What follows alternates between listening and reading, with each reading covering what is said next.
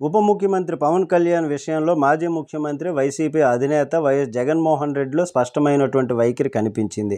ఇటీవల జగన్ పిఠాపురం వెళ్ళినప్పుడు పవన్పై ఒక్క విమర్శ కూడా చేయలేదు.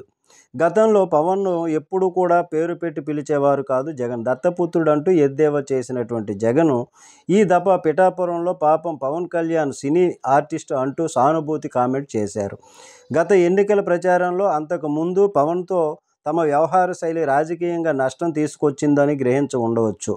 అయితే గతంలో పవన్ కళ్యాణ్ వ్యక్తిగత జీవితంపై జగన్ తీవ్ర స్థాయిలో విమర్శలు గుప్పించారు. ముగ్గురు నలుగురు పెళ్లాలంటూ సీఎంగా తన స్థాయిని దిగజార్చుకొని మరీ అవాకులు చవాకులు పేలారు. దయచేసి తన వ్యక్తిగత జీవితం గురించి మాట్లాడవద్దని పలుమార్లు పవన్ విజ్ఞప్తి చేశారు. అయినా వినిపించుకోలేదు. చివరికి పవన్కు విసుగొచ్చి తన నాలుగో పెళ్ళాం జగనే అంటూ ఘాటు కామెంట్ చేసినటువంటి పరిస్థితి ఏర్పడింది.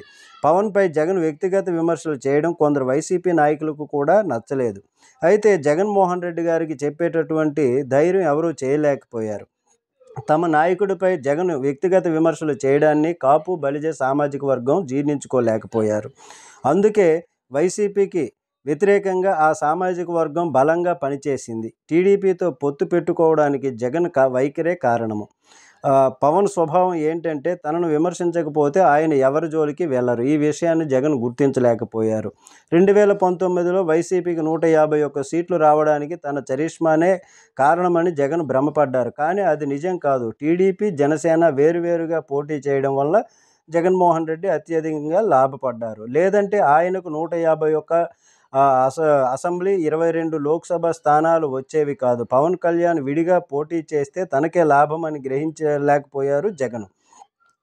అయితే 2024 ఈ విధంగా గిల్లు కజ్జాలు పెట్టుకుంటూ వచ్చారు పవన్ కళ్యాణ్తో. 2024 ఎన్నికల్లో ఘోర పరాజయంతో జగన్కు అహంకారం దిగింది. పవన్తో అనధికారికంగా రాజీకి వచ్చారు. ఎన్నికల ఫలితాలు వెలువడిన తర్వాత పవన్ కీలక కామెంట్స్ చేశారు. వైసీపీ ఘోరంగా ఓడిపోయిందని అవమానించొద్దని, వారు ప్రత్యర్థులే తప్ప శత్రువులు కాదని ఆయన అన్నారు. ఒకవేళ వైసీపీ నేతలు తనను శత్రువుగా చూస్తూ ఉండొచ్చని కూడా ఆయన అన్నారు. అయితే ఈ విషయంలో జగన్ వైఖరి సానుకూల మార్పు వచ్చిన నేపథ్యంలో పవన్ ఎలా స్పందిస్తారనేది ఆసక్తిగా మారింది. జగన్తో వ్యక్తిగతంగా గొడవలొద్దని పవన్ కూడా భావిస్తారా? లేక గతంలో మాదిరిగానే వైసీపీ అధినేతతో డి అంటే డి అని తలపడతారా అనేది కాలమే చెప్పాల్సి ఉంది. ఏమనేది కాలమే తెలియాల్సి ఉంది. నమస్తే.